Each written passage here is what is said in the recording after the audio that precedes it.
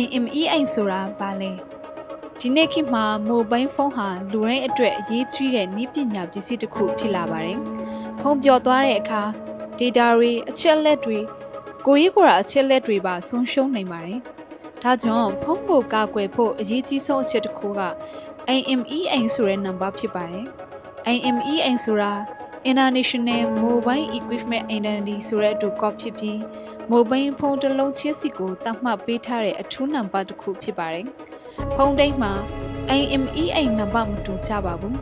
အများအားဖြင့် IMEI နံပါတ်ဟာ15လုံးပါဝင်တဲ့နံပါတ်စဉ်တစ်ခုဖြစ်ပြီးဖုန်းရဲ့ identity card လိုပဲဖြစ်ပါတယ်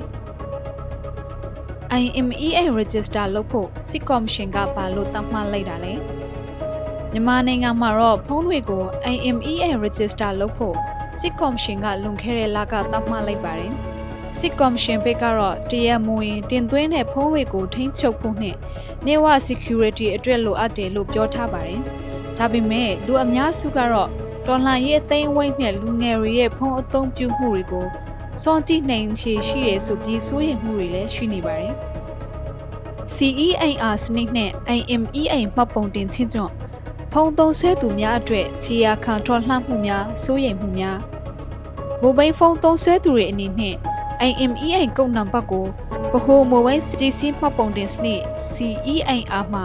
မှတ်ပုံတင်ရမယ်ဆိုတဲ့သတ်မှတ်ချက်ကြောင့်ဖုန်းအသုံးပြုသူတွေအတွက်စိုးရိမ်မှုတွေတိုးလာနေပါတယ်။ဒါပေမဲ့ဒီကောက်ကိုမှတ်ပုံတင်လိုက်ရင်ဖုန်းပိုင်ရှင်ဟာဘယ်နေရာမှာရော့နေတယ်။ဘာတွေအတွက်ဖုန်းကိုအသုံးပြုနိုင်တယ်ဆိုတာမျိုးကို